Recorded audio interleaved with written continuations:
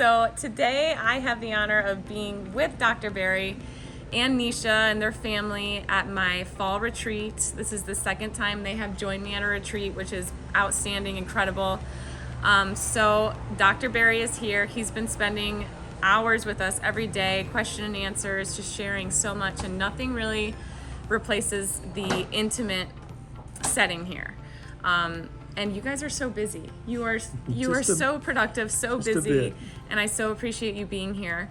And the last couple days I've been thinking about, what are the things that I really love about you? Because I don't like to have favorites, but you guys are my favorite. Aww, so number one, I love that you don't feel like you have to walk around with your shirt off like a lot of carnivore doctors feel like they have to. I also like that you stick to the basics. A lot of these carnivore people, I think, overcomplicate it. Sometimes it needs to be a little bit more complicated, and that's basically what I do, is when you have to go a step further. But you are reaching masses by saying, you can eat bacon, you can eat chicken, and you're going to do so much good just by cutting out the sugar and dealing with the hyperinsulinemia. And I think that is such a refreshing thing for so many people. And you yourself, you drink coffee. So I think a lot of us get in over our heads. We feel overwhelmed with all the little details, and then we throw the baby out with the bathwater. You have never done that, and it's so refreshing to me. You make people feel at ease, whereas I think a lot of other people make people feel fearful and intimidated and overwhelmed. Can you tell me about where that comes from? Is that just part of who you are, or? Well, there's a temptation to complicate things, because that tends to make it much easier to sell courses and to sell supplements and to sell prescriptions. And I learned very early in my medical career, and then definitely in my whatever career this is, I don't know what title to put on it, that people are eager to change. Yeah. They're eager for health. They want it. They'll do what it takes to get it if it makes sense, and if it's not too expensive, and if it's not too complicated, then they'll do it. Yeah. And they're eager to do it. Many doctors fear that their patients are like, they're never going to change their diet. There's no point even talking about that. Well, if the diet that you're about to recommend either doesn't work, or is too complicated, or is too expensive, then they're definitely not going to do it. Yeah. 100%. That's right.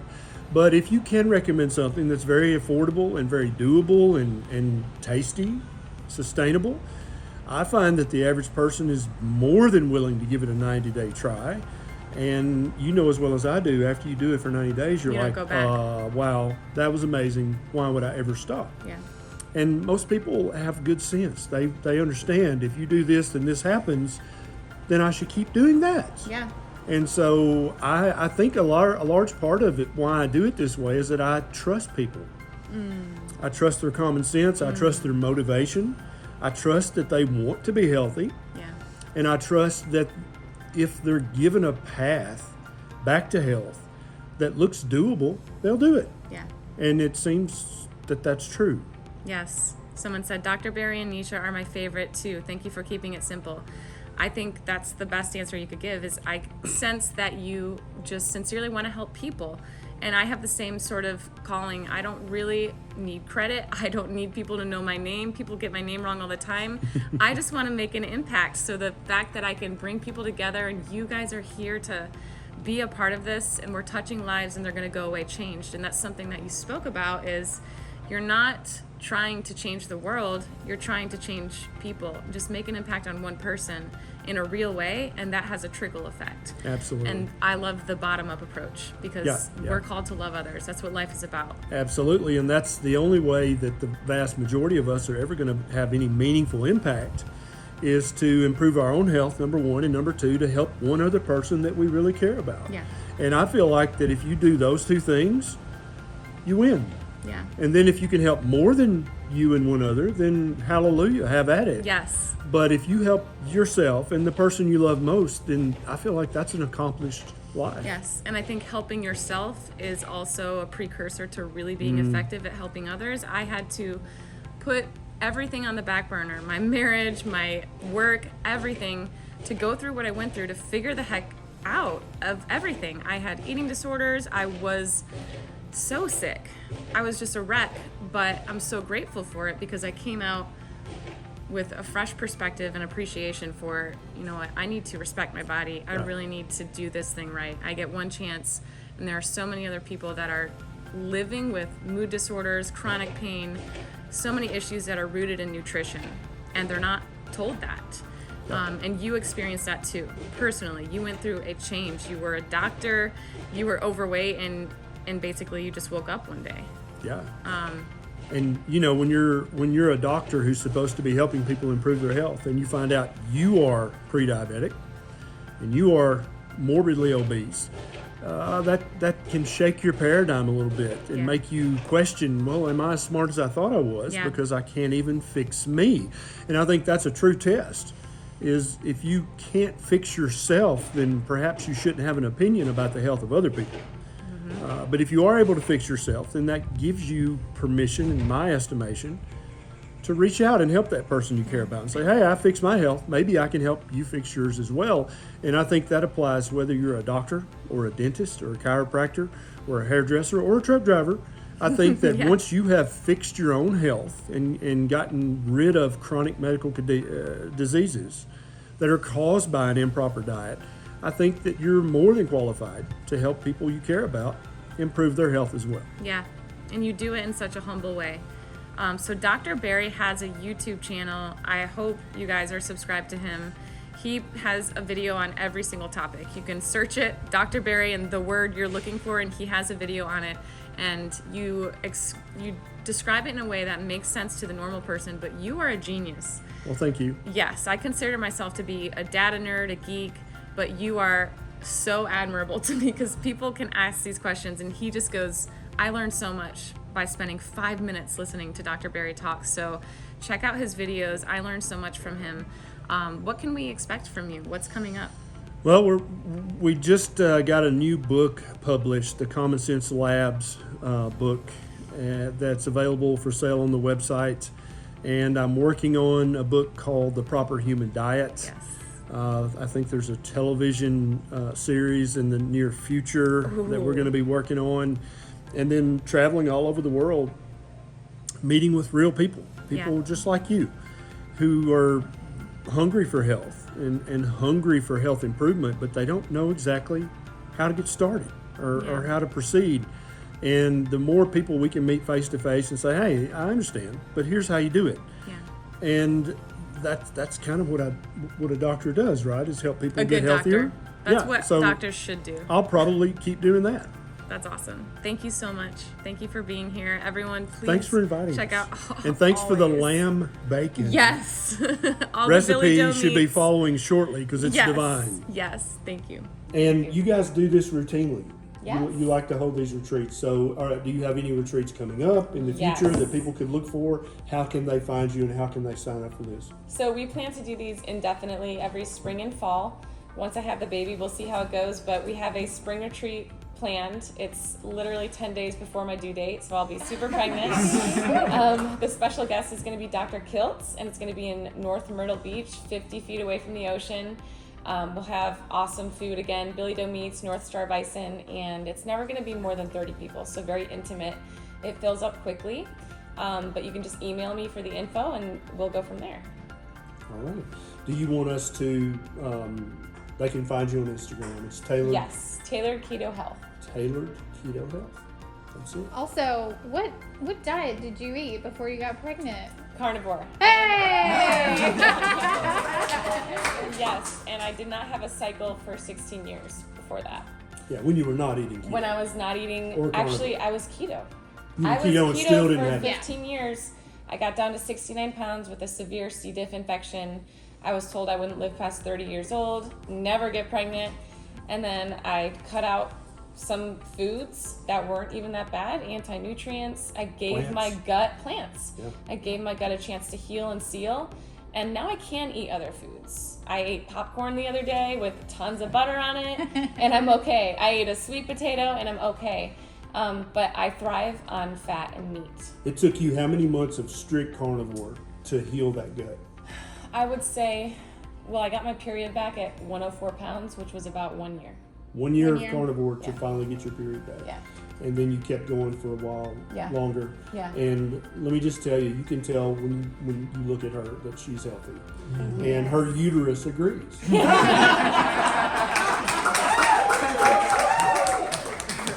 Yes, absolutely.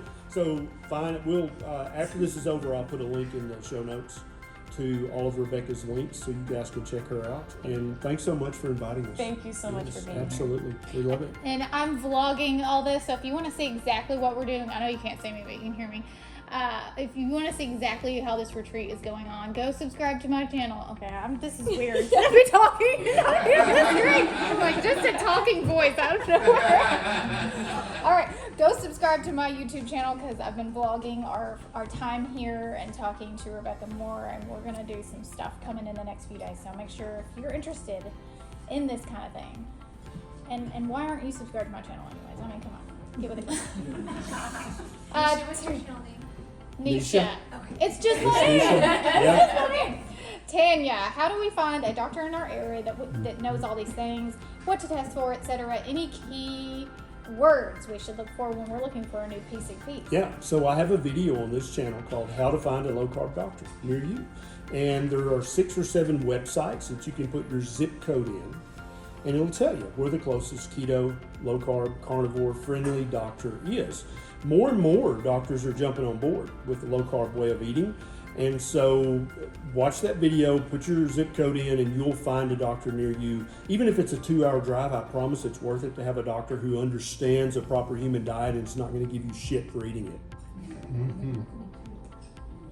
Somebody said, "What's all that laughing and talking in the background?" It's us. We are in a in-person live audience and a computer live audience. Yes. I like this. I wish we had y'all all the time. Come to the house every Monday night. You guys come to the farm. Carnivores in Neosho. Daughter is 19 and underweight, misses her periods. If she eats more than 50 carbs, she will have brain fog. She's moody and sleepy. In the last 6 months, she's lost 30 pounds, currently 105. She tries to eat her body weight in protein, keto. Any ideas? Sound familiar? Yeah. She needs to go 100% carnivore. Beef, butter, bacon, eggs. Fatty carnivore, and stop all plants of any kind for at least 90 days. At least 90 days. What's it gonna hurt? Yeah, and so, I mean, already, she can't be comfortable with the things that are happening to her body. 90 days of strict, pure 100% carnivore, no portion controlling, no calorie counting, eat until you're comfortably stuffed. Eat once a day, twice a day, 3 times, 4 times a day. I don't care about any of that. Eat fatty meat and eggs with the yolk and give it 90 days. And I think that she'll be very pleasantly surprised with the outcome of that. And then she'll know, do I need to continue that? Which is probably the answer is yes. Or can I branch back out and try other things? Or she can eat just the yolk. She doesn't even have to eat the That's whole exactly egg. right, yes. Jammer, uric acid levels jumped above 8 and had multiple bouts of gout. What do you think is causing high uric acid levels? This is my first time with this. I'm on allopurinol. Yeah, so I've got a video about gout and what actually causes gout. It's not meat, it's not seafood, it's none of those things, okay? Go watch my video about this and you'll understand very clearly. And down in the show notes of that video, I've got the research that I based the video on, so you can actually print that out and give it to your doctor and tell them to shut the hell up about eating meat and high purine foods, because that has nothing to do with it, Jammer. Somebody said turn the camera around. Well, we don't use it. I was going to do that, but I thought there might be a way. Can I do it right here? Can you? No, there's no way to flip it, or I would totally flip it so that you guys could see No, everybody. there's not a way. Yeah, no, sorry. We're not making it up. They're really there. At the end, we'll have everybody crowd around behind us. How about that? Oh, well, it's probably just better to flip the computer. Or we could do that. That would be better. Hey, Bobby. Heme oxalate 4.1, triglycerides 101, HDL 53, LDL cholesterol 170. Go for it. I hate Total that. cholesterol 248, C-peptide 2.8, BNP 8.3. Did you mean BNP? A1C 5.6, homocysteine 14. That's a lot of labs, Bobby. Dang, which is a $10 super chat. Fasting insulin 9.2, DHA 47.5, ESR 12, ferritin 268, GGT 14, red blood cells 5.5 for more. Oh, okay, so yeah, you didn't ask a question, Bobby. just put your Are labs. those labs okay? So your triglycerides are great. I don't care what your LDL and your total cholesterol are. Your C-peptide is great. Your A1C is 5.6. That's normal. Okay. Your fasting insulin is 9.2. That's a touch high, but that's still better than 90% of the U.S. population. If your question is, are these okay? Am I doing fine? Am I about to die? I think you're doing great. Keep doing what you're doing. Awesome. Oh, y'all. It is hot in It here. is hot Is in it just me? No, well, I think our adrenaline's up. We always get hot. Potiphar's wife. Wow. I am thinking about donating blood. I've been told that there may be some health benefits. If this is true, what are they? Yeah, so most women during their reproductive years donate blood once a month, don't they? This is true. Think about that. And so women on average live longer than men, and many researchers in this area think that's why. Hasn't been proven, but that's one of the stronger theories as to why women live longer. Things because we're just smarter. So there are many benefits to giving blood. The main benefit comes from the people who receive the blood that you give. It's a very charitable thing to do. It's a very thoughtful and loving thing to do. But there are many benefits on your part. A quick Google search, Potiphar's wife, will help you understand all the benefits. Congratulations on winning the #1 channel in the carnivore community. Is that official, did or we did you win just that? make that up? Either way. I'll take it. I'll take it. I'll take it. Hey, Jay Runk's House of Chill. Thank you. Losing the pain, getting the gain with carnivore. I have Hashimoto's, but more importantly, I had RNY back in 2016. I can only eat about 10 bites a meal, so OMAD or TMAD isn't in the books for me. Will this hinder me? Any suggestions? No, well, so what if it does hinder you? What's your alternative? They had the gastric bypass, ROY, right? Their stomach's about this big around now. So 10 bites, they're done. They're full. So they can never eat OMAD. There's no way they could ever get enough food. Even if you have to eat 3, 4, 5, 6 times a day, try to keep it in a restricted window of 8 hours, and then fast for the other 16. That works very well for hundreds of people who've had ROY that we talk to. You may have to eat 4, 5, 6 small meals a day, and that's totally fine. You've got to get your nutrition. That's what eating is for. Hey, Kara, thank you for the super effective super chat. Did you say it was doing a little Yes. happy dance? Ka-chow! You can tell we have a toddler. Oh, by the way, it was Beckett's birthday this past week. He is 3 years old, and he will let you know. Yes. I'm a big He's a boy big now. boy. I can do it. He is. Thank you, Willem. What are you doing? You do your job. What are you doing? Hey, Raz says, hey Ken and Neisha, thanks for everything. How can a keto diet affect CDiff? What do you recommend to help? so CDiff, tell me if you guys knew this or not. CDiff is a wussy bacteria. You've heard, oh God, CDiff is terrible. It'll kill you, right? Well, it can. If your body's not healthy. Okay? And so if you've taken multiple rounds of antibiotics and basically destroyed all the other bacteria in your gut, C. diff can take over and mess you up. Okay? People do die from that. But it's not because C. diff is so aggressive and so strong and so deadly. It's because they've hammered their gut with too many antibiotics, or they've hammered their gut with too much inflammatory high-carb food. And that gives C. diff a toehold so it can take over and wreak havoc, okay? But if you're eating a proper human diet, keto is perfect for this, because what you're gonna do is you're gonna upregulate all the good bacteria that are much stronger than C. diff, okay? If I lined up everybody in this room right now and I did a stool sample for C. diff, 70 to 80% of you guys, you've got C. diff right now. Yeah. But you feel perfectly fine and healthy because you've got those other stronger, healthier bacteria that keep the C. diff in check. Does that make sense? Okay, that's how the human body's supposed to work. But if your doctor gives you 7 rounds of antibiotics, you carpet bombs your gut, and so the C. diff has an opportunity. If you're eating a shit diet, the same thing happens. So eat keto, lots of fat, fatty meat, heavy keto, and you shouldn't have anything to worry about.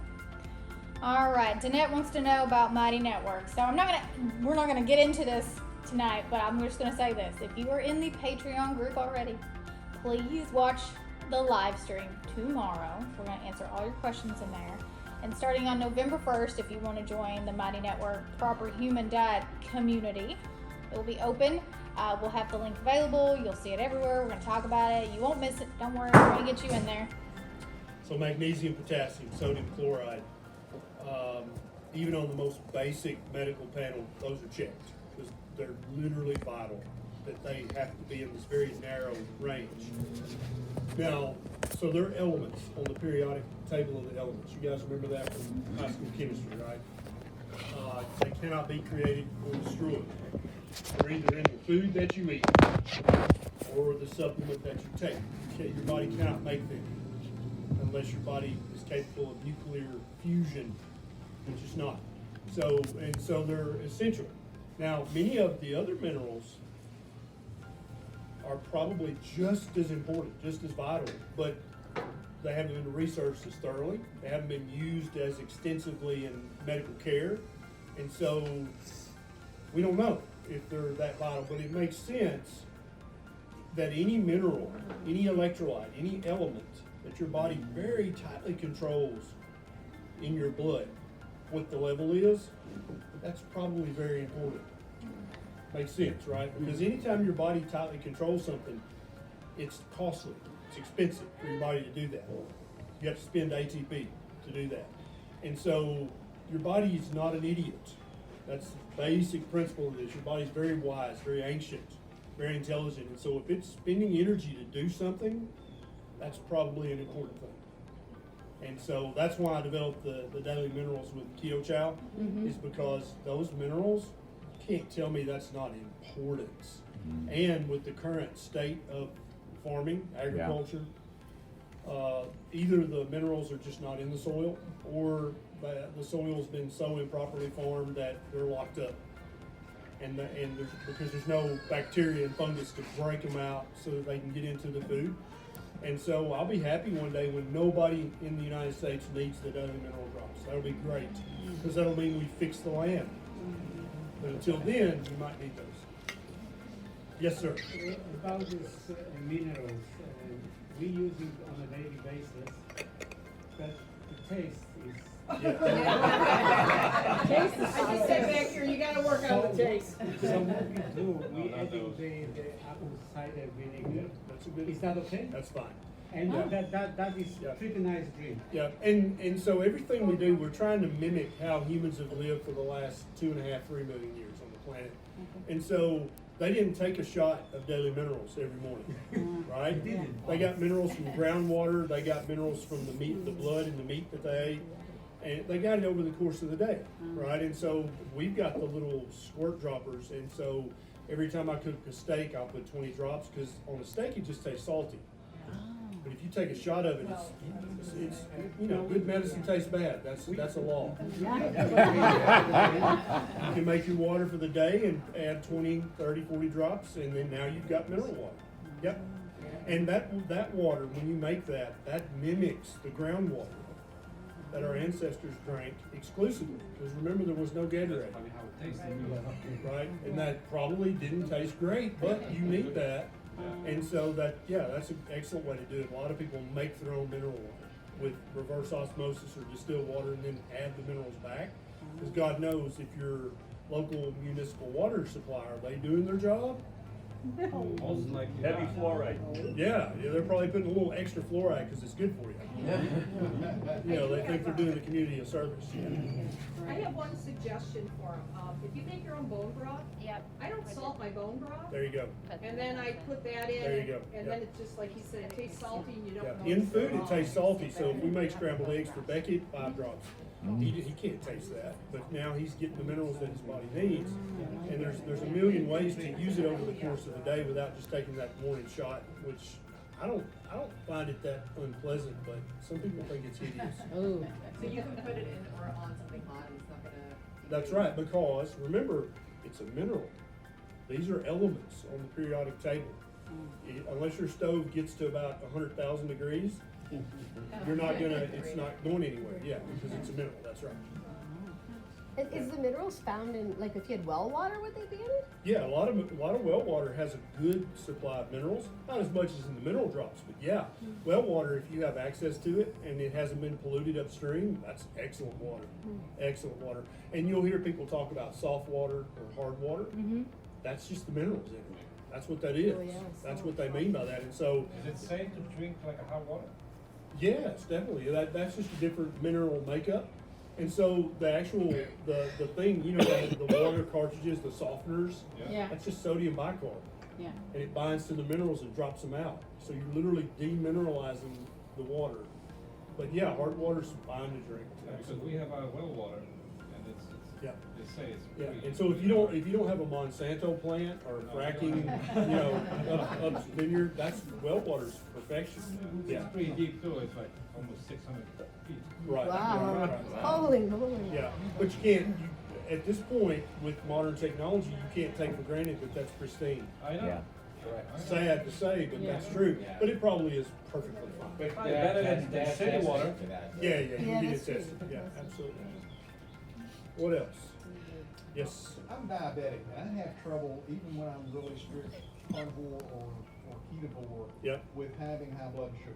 Yeah. One of the things that I've, You're type 2 yes, currently. yeah, Yeah. and what I've read in some articles has been that maybe it's a problem with fat adaptation or whatever, I don't know. But Have you what do I gotten do? your fasting insulin or your C-peptide checked yet? No. So those are going to be very important labs for you because you're still hyperinsulinic.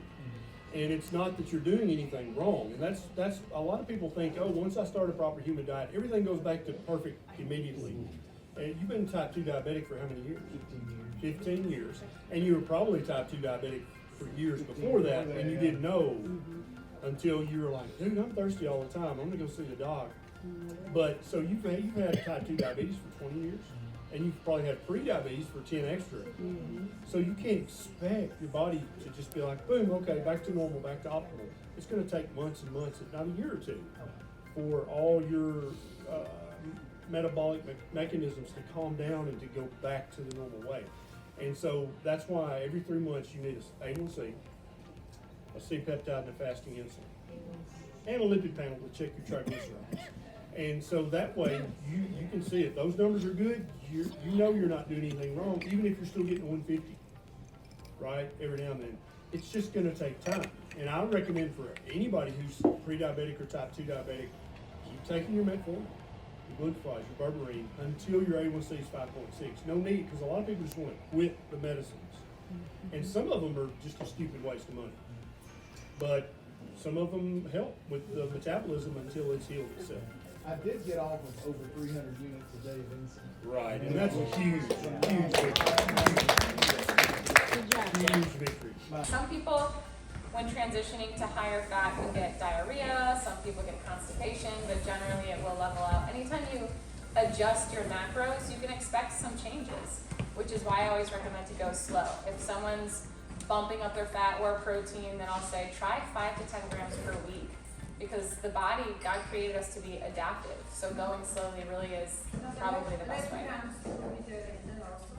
Like cramps, my first guess would, if you were newly coming into this diet, if you were newly moving to a low carb diet, my first guess would be electrolytes, because you're going to start to dump sodium. When we eat carbs, we hold on to sodium, carbohydrate. When you stop eating carbs, you're spilling sodium. So it's really important to be consuming a lot more sodium and all of your electrolytes, which is why I came up with that slushie. Because for me, it's hard to, I love salt on my food, but even so, I need more because I do CrossFit, I sweat in my sauna, so that really helps me to keep all my bases covered. So leg cramps could be magnesium. Dr. Berry said it could be calcium, which is something that I just learned. Jen is making some eggshell powder. She's going to try that for her leg cramps. But my first guess would be just that your electrolytes are being depleted. And that's something that everyone learns on this way of eating. I didn't have any revolution by eating this, because I actually had some sort of problem with eating pure fat. But it's not like I wasn't eating fat, I was eating butter and also all kind of like a meatloaf and pate, which we make it very, very fatty. So it's not like I didn't eat the fat. I just had the problem to eat that Raw fat. solid fat, nothing else in it. Yes. Like a chunk of it. But I managed to, and I'm still alive, so you can do it. That's why your skin looks so good. You have really great skin. Yeah. Cool. Anyone else? Okay. Does anyone have any specific question for me. I don't know how much you guys know about me. I think at least one of you, I think, thought this was Ken's retreat. So I don't know who it was, but someone responded to me and said, I hope I get the chance to meet you. And I was like, I'm hosting this. So I hope that we've gotten to meet each other. If you guys have any specific questions for me, I'm more than happy to answer them. And so I'm just gonna start talking about the fat to protein ratio. This is one of my favorite topics that I think anyone could benefit from. Who feels like they know their sweet spot in terms of their fat to protein ratio? I feel like I do. Anyone? I can't tell you what it is. You don't know what it is? I just know how I feel, so I just Okay. that's great. That's great. So you have the intuition to know if you're craving fat or protein, and that's a blessing. A lot of people don't have that intuition. A lot of people don't have leptin sensitivity, which is our satiety hormone. Yes, that's the key. Insulin sensitivity is one thing, but leptin that's where food freedom is. Because you can just be eating and then all of a sudden you're just like, I'm done. And it's not because you're stuffed or bloated, it's just because you know you're done. And so sometimes I get to that point where I'm full, I'm belly full because I've had protein. Maybe I had a bunch of shrimp and veal, but I'm craving fat. Whereas when I do higher fat, I don't feel that belly fullness, but I feel satiety. So I think it's hard to become leptin sensitive with only protein and with only fat. My mistake in my previous 15 years of keto was I was just living on fat. I was afraid of spiking my blood sugar with protein, and I lived on fat bombs. And the truth is, fat is hyper palatable, just like carbs. It's energy dense. Anything like that is easy to overeat. But when you pair it with protein, that's what supports leptin. We need both. So anyone that tells you high fat is the only way or high protein is the only way, they're wrong. Everyone's different depending on your level of fat adaptation, your cortisol, your hormones, how much body fat you have on your body. So who is confused about the optimal fat to protein ratio for themselves? You're so confused. Okay, well I'm gonna start with you. So since you have the intuition and you're listening to your body, my advice would be to download MyFitnessPal, get a free tracker, and plug in what you ate one day where you felt good. And that's what you measure, you can manage. You're gonna figure out, okay, this much fat and this much protein is what I feel really good eating. And that's how you'll know. You said that you're struggling to find what's optimal. So what are the main things that you're feeling? Is it energy issues, sleep issues, struggling to reach the body composition that you want? I never know if I eat enough or not enough. Yeah. Okay. I'm really, a lot of times I have a meal and I still crave something more. Are you craving something sweet? Yes. Okay, so that I think is just leptin and sugar addiction. And so But I stopped eating sugar almost 8 months ago, and I don't eat it. I've worked with 16-year carnivores who are still running on glucose because they never became fat adapted. So our liver can create its own glucose through gluconeogenesis, and some people the body wants to use glucose until it learns to run on fat. So unless you went through a period of very high fat, it could be that you're not quite fat adapted. I know that you can run on ketones. I know that all of us are in ketosis, but that doesn't necessarily mean that you're fat adapted. It doesn't mean that your body is very comfortable running on fat. So what I would say, so number one, eat fat first. The first bite that you put into your mouth, let it be fat.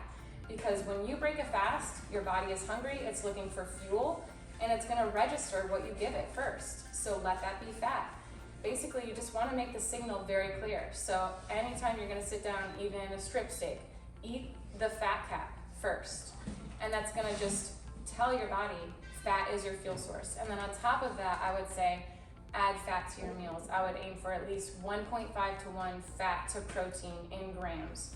Okay. So for protein, I would recommend 1 gram of protein per pound of desired body weight. You look lean and healthy to me, so I would just eat your weight in protein and then 1.5 of that in fat, at least. And for women, I would say 2 to 1, because our hormones are so much more complex than men, and we need that support from the fat. So fat really does provide satiety. There are going to be people who are overweight and have plenty of extra body fat, but you have to teach your body how to tap into that. Exactly. A lot of people in the carnivore communities will say, look, if you're not eating carbs and you have body fat, you don't need anything else, just eat the meat. For some people that does work. Some people are metabolically flexible, but a lot of us have been metabolically damaged. And so we need to heal our leptin sensitivity, all of this stuff, and fat is what's gonna provide that satiety and heal our So hormones. you can have maybe like coffee with butter. Yes, add butter, or the hollandaise is a really delicious way to add fat. It's like I the don't- first meal, just fat. And not even just the first meal, but throughout the day. Yeah. You could eat the cocoa butter that I use for those drinks. It comes in little discs. You could nibble on those. I don't really like recommending rendered fat, which is liquid fat. A lot of people are drinking their fat, which I think is good until you start having diarrhea. And when that's happening, that means you're not assimilating that fat. It's pretty much wasted. It's going in the toilet. Just like supplements that we don't assimilate, it's wasted. So I like to eat cold butter, the cacao butter. You can make fat bombs from the cacao butter and prime protein. The hollandaise, I think, is a great way to eat it. The custard we ate was very high fat. So there are really sneaky ways to sneak in the fat without just eating a chunk of fat, which some people love to do, but it doesn't sound like you do. So that's what I would recommend is, nibbling on it through the day. I think making some I actual. gotta find different ways of putting the fat into something because I just can't eat.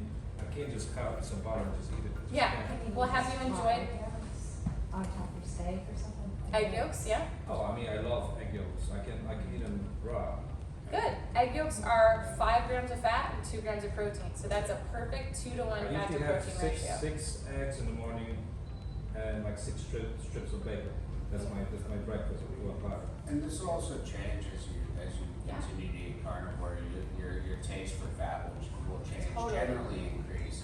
I mean, I love fat, but like Ken. Yeah, no, I can't just cut out a piece of fat and just eat it. My dad could. No, but what I'm I can't. It just stays in my mouth and like. I hear you, but what I'm saying is that'll likely change over time. Your body As is for going to me- appreciate it. Yeah, exactly. Yeah. Your body will start to crave what you know. know. I've been doing this 2 years. I don't have enough fat, obviously, just thinking about this is my issue when finding out this weekend. But I'm like, I can't, it's the texture, that keto carnivore The bar. carnivore bar, yeah. It tasted fine, but I couldn't get over. Yes. The I was just saying, texture that was after the the sensation of that fat in your mouth is like. Yeah. Yeah. I was the So same I way think 6 months ago, but I can do it a lot more now Yeah. than I did before. So instead of the chunk of fat, if you trim that off beforehand, cook that up separately. That's In your air fryer, I use a little cast iron skillet. Yes. I chop all that stuff up, throw it in there with a little Yeah. seasoning. It gets crispy. Thank I you. guarantee you, you will have no problem eating that. Yeah, that Yeah, bacon in the small pieces, there's a lot of fat pieces Yes. in it and it was tasty. The lamb bacon is very fatty. Bacon, I can eat no problem. Well- I can cut out in pieces and be fatter. No, So it's this just- is almost like taking those chunks of meat fat and you're making like a bacon with cut them in small pieces, put them on high heat or in your air fryer. Yeah. You gotta stir them up to get them, they get so Yeah. crispy, you're gonna not want your steak without them, I can guarantee you. And Neisha was saying try she that. takes the fat off her chicken thighs and just cooks those separately. Yeah. The Yeah. chicken skins are so good. Yeah. Those lamb chops that we made, I almost always cut off the fat cap and I let it sit in the air fryer and get Really extra It'll crispy. get Yeah. crispy. Yes, Yeah, it's but delicious. when I put it in the air fryer, if I want the fat as crispy, then my meat is overdone. Yeah, that's why I cut it off. Yeah. Okay. Yeah, If that's- something is smart. that fatty, you're gonna have to separate it. Yeah, okay. Yeah. Or cook it from frozen, too, that helps. I do always cook it from frozen, that as well.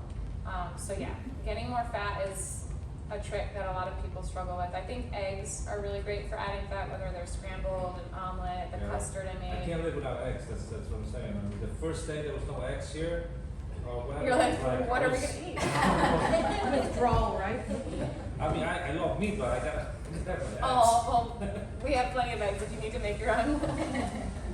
So who else? Yeah, go ahead. So I was just wondering, first of all, I wanted to know if like for hormonal stuff, like for menopause, is adding more fat gonna help?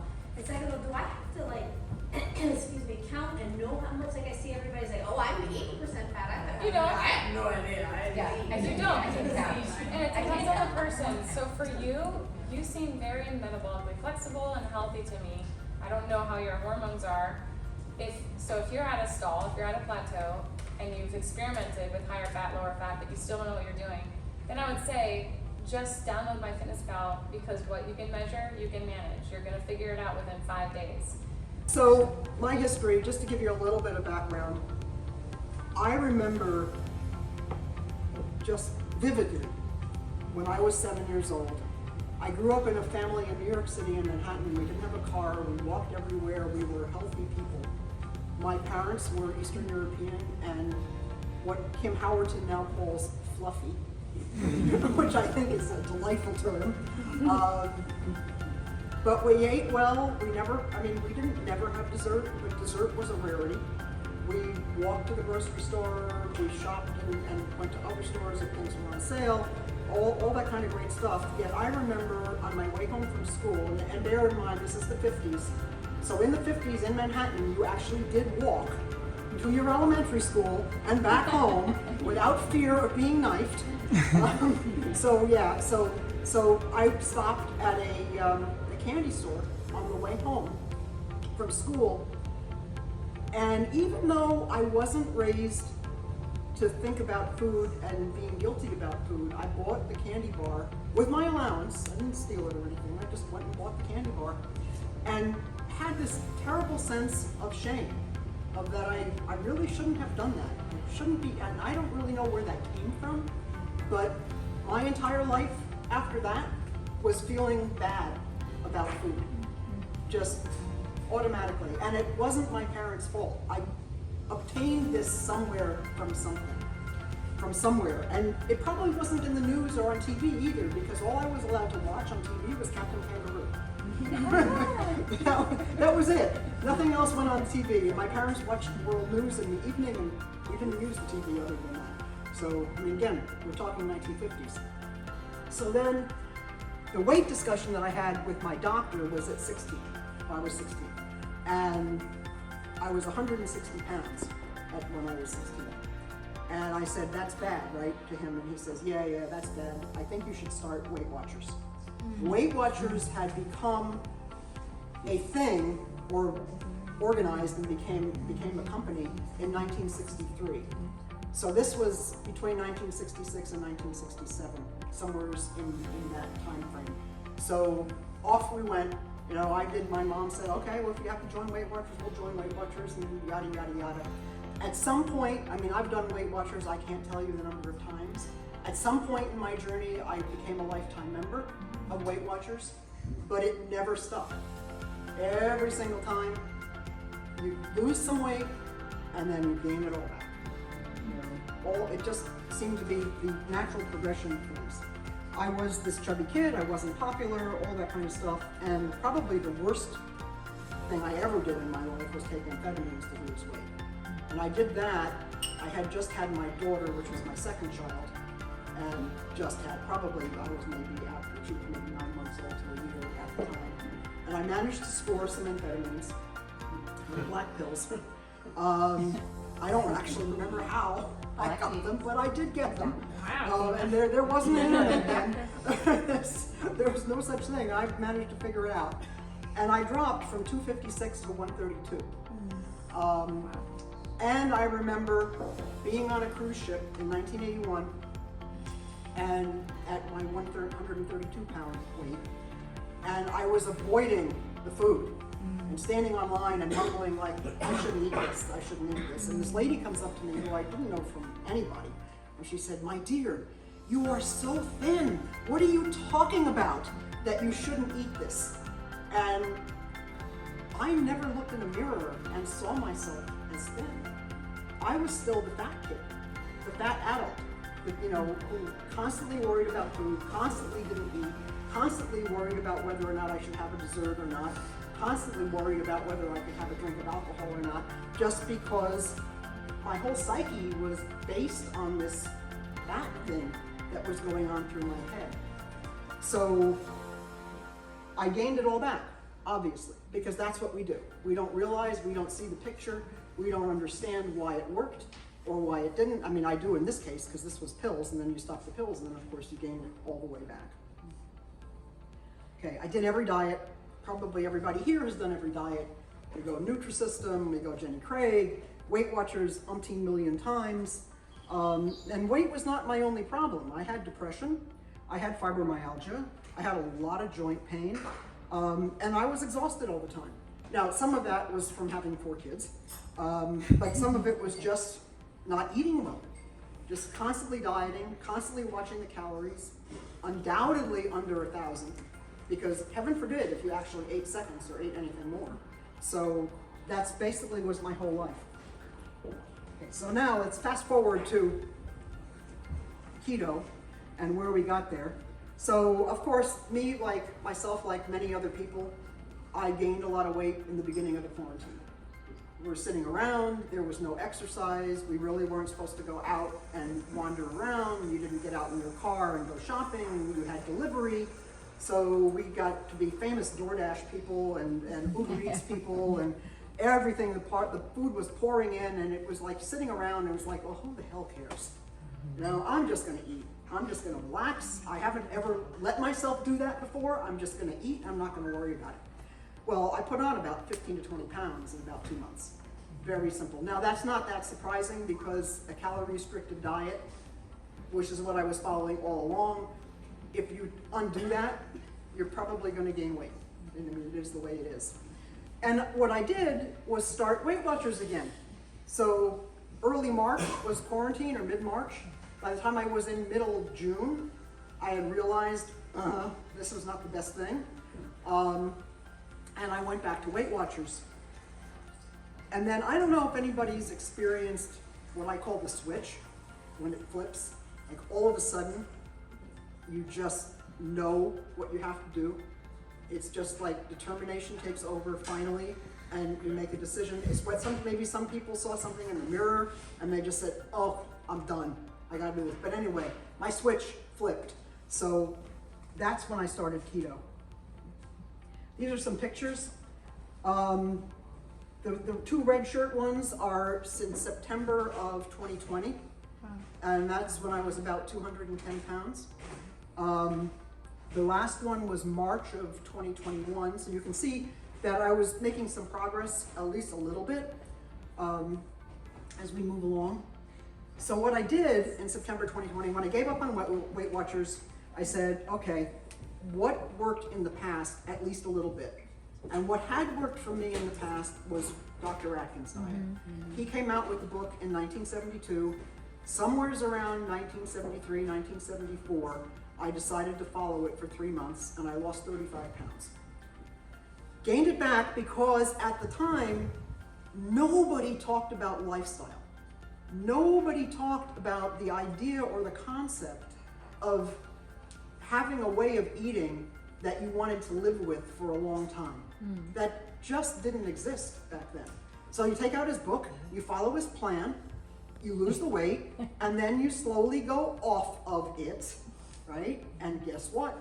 Back comes the weight. But fortunately for me, when I started to think about doing Atkins, at the time, in my brain, it was I was gonna go back and do Atkins, not necessarily keto. I actually didn't really know what keto was, this latest round. I started Atkins, I followed his induction food list, which actually worked really well for me. For the first 8 weeks or so, I lost about 12 pounds. Now, one of the things and principles that I didn't know anything about at the time was to have limited snacking and limited time to eat, time restricted eating. I knew nothing about that. So I followed the induction list and I ate whenever I wanted to, but it worked. And I think early on for almost anybody, that's probably going to work, because once you get rid of the standard American diet, the crappy carbohydrate diet, anything pretty much is going to work initially. Okay, so, and I did have initial success. And interestingly, I was on vacation twice during those first 8 weeks of my attempt at following Dr. Atkins' diet. And so I made it. I dropped 12 pounds, And I took a short trip out to Montauk. I live in Long Island, so Montauk Point is at one of the Long Island looks like this. There's two forks, and Montauk Point is out here. And we went out to Montauk, and I was able to figure out how to order salads and order burgers and say no bun. Didn't really know about don't eat ketchup yet, stuff like that, but for the most part, I understood what I needed to do on a vacation and came back home and was pleased with how I did. Then we went off on a motorcycle vacation out from Long Island. We went out to Springfield, Illinois, and then back through Tennessee. And my husband texted me the other day. He said, we're right where you are now is where we were back on our bikes in 2020. I said, oh, okay, I didn't know that. We were on the Charahole Highway and the Tail big of the curvy- dragon? Yes, the tail of the dragon. Yes, Good we did for the tail. you. Actually, this picture, this picture is me riding my motorcycle on That's the so tail of the cool. dragon. That looks really fun. Yeah. Oh yes, tons of fun. Yes. Okay, so how do you survive vacations? Survival is determination, but the other thing is that it actually is really easy to eat a keto diet on vacation. The gas stations have tons of keto foods, and it's amazing. I mean, we find a whole aisle, even more than in the grocery store.